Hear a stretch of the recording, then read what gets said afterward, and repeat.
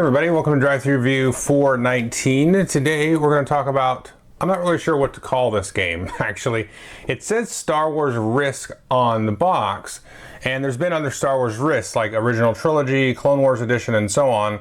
And this is not like Risk. It's got combat and dice rolling, but it's a 2 or 4 player game. One player is taking on the side of the Empire and the other side is taking the part of the Rebels, and basically what you're playing is the end of Return of the Jedi. So if you're familiar with the Queen's Gambit, which came out in the year 2000, I believe, it has like these multiple different tracks and multiple pieces of the board. So in this case, you're actually controlling the space battle. If you remember Return of the Jedi, you also have the Luke versus Darth Vader battle, and also the battle on the Endor moon, going through the forest and trying to blow up the shield generator so the rebels can get access to the Death Star and blow it up. I have no idea what this guy is doing on the box. I think he's from episode 7, or he looks like Darth Revan from some of the old video games. But it's basically a 2-player game. And one side is Rebels, one side is the Empire, and you're playing different cards to take different actions in the different sort of theaters and environments that are present, and rolling lots of dice for combat. So this came out recently on the Star Wars Force Day, or whatever it was called, and there is supposed to be a Black Series edition, which is sort of a collector's edition, which replaces some of the cardboard components with miniatures, and I think there's also some other upgrades, but that's not yet out.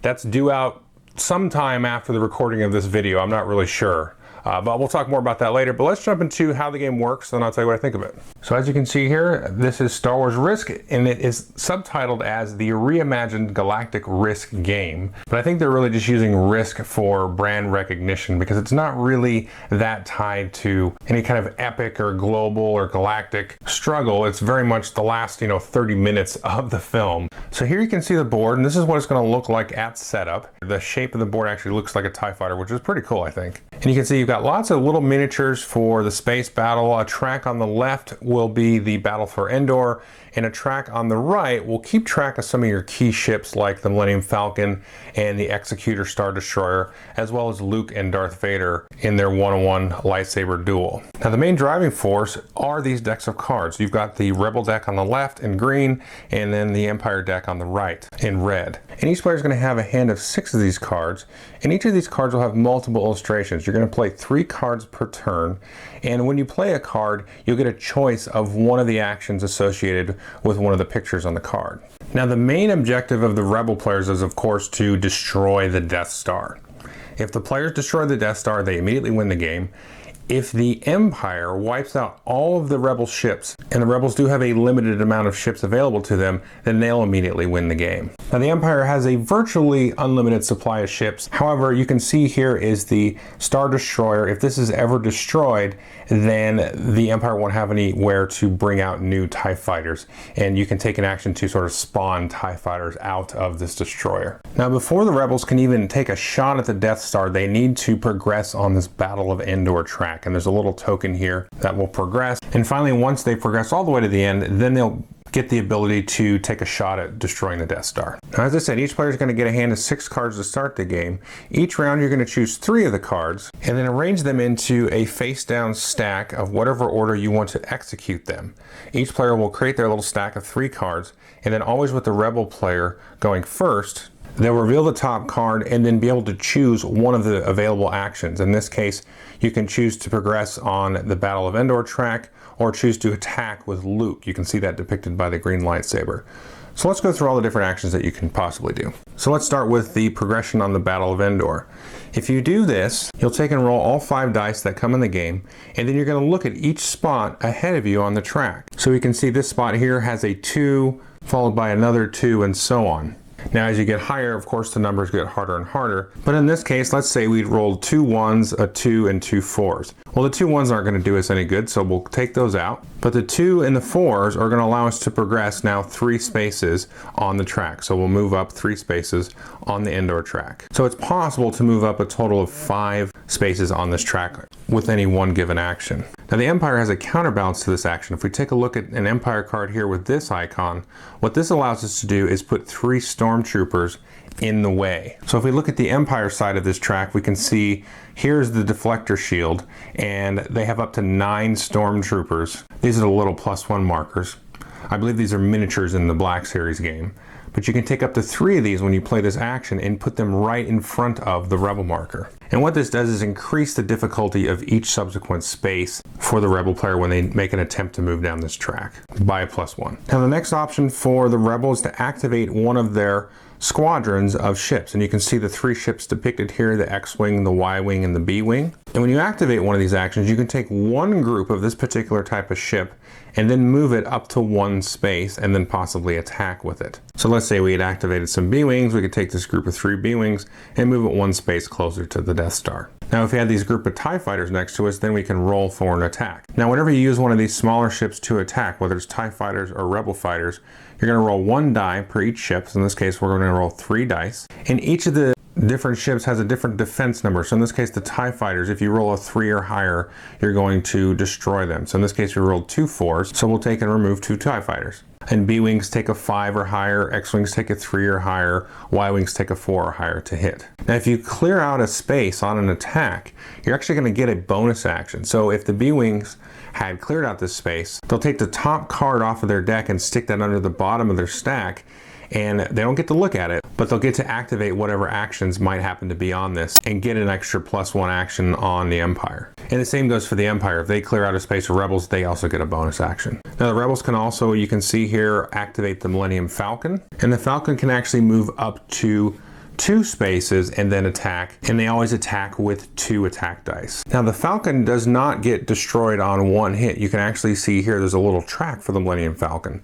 However, if the Empire does destroy the Millennium Falcon, they're going to get 2 bonus actions as well as any bonus actions if they happen to actually clear the sector. Now the Empire also has an action that allows them to activate their Executor, and the Executor actually gets to roll 4 dice on an attack and also has a track for managing its damage. Now the Empire of course has an action to activate a squadron of TIE fighters. Here you can activate a region and move the TIE fighters 1 space and attack, or you can spawn 4 TIE fighters wherever the Executor happens to be. The last action having to do with the space battle is the Death Star action that the Imperial player can take. When they do this, they're going to roll 2 dice, and on a 5 or a 6, they can wipe out a large swath of Rebel fighters. Now if you look at the bottom of the board, there are 6 sets of transport ships carrying new fighters, and you can take normal actions to move these onto the board. But what the Death Star is going to be doing is actually targeting these. If it rolls a 5 or 6, let's say it destroyed this particular set of X-Wings on a Rebel transport, all of the X-Wings are going to be wiped out, and then that transport will be wiped out. Now once you've wiped out all the transports, then you can start to target actual sectors on the board, and if you get a successful hit, you're going to wipe out all of the fighters in that particular sector. Finally, let's look at the Luke versus Darth Vader tracks. Each player has a card that they can do to activate this attack. In this case, it's a red lightsaber for Darth Vader. Every time you do that, you're going to roll 4 dice. On a 4 or higher, Luke will take some damage. And then on the Rebel side, Luke has the green lightsaber to roll 4 dice. And on a 4, they'll take some damage. So you'll track the damage here on these 2 tracks that you can see. But each side actually has a special sort of force action that's unique to them. First, the Empire player has the Force Lightning from the Emperor. When they play this, they'll take an automatic 2 damage to Luke. But the Rebel player has this special ability to quote-unquote redeem Darth Vader and turn him back to the good side. If Darth Vader's health is ever at 3 or less, then the Rebel player can play this card. And this is sort of like a super combo that eliminates both Vader and the Emperor. Now, if you're the Empire and you eliminate Luke, you actually get 4 bonus actions. If you eliminate Vader normally, just by killing him, the Rebels will get 3 bonus actions, but if you do this whole redeeming thing, you actually get 5 bonus actions. And that's pretty much the game. You're going to take turns back and forth, drawing back up to 6 cards, playing 3 cards, doing different actions across different parts of the board, rolling a bunch of dice to do combat and try to advance on different tracks and so on, until either the Rebels, more than likely, seem to destroy the Death Star, or the Empire is able to hold on and get all the Rebel ships wiped out. Now, what do I think of the game? It's super fun. I think the game is amazing. It's a blast. Now, it's a lot like Queen's Gambit, which I've not played, but I understand how that game works, where you've got different tracks. And Queen's Gambit was sort of an episode 1, the last 30 minutes of that, where you're trying to take out the Trade Federation ship, and then Queen Amidala and her buddies are trying to take back the castle or the palace, and then you have the lightsaber duel with Qui-Gon and Darth Maul and everybody. And so it's similar to that, where you have the lightsaber battle, space battle, and all this stuff happening. Now, Queen's Gambit is sort of way exponentially more impressive component-wise. You've got this cool 3D palace and all this crazy stuff. This is pretty cool, though. I like how this looks on the table. I played this with my son a few times now, and we've got a kick out of it as well.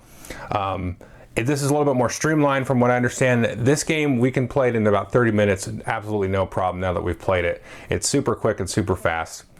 But the thing is, it's really, really fun. It's like a sort of Ameritrash filler, which is awesome because you don't usually get a lot of that. Usually, big, heavy, combat heavy, theme heavy Ameritrash games, it's usually, they go into the hours range. But this is like, you can play this in 30 minutes, no problem.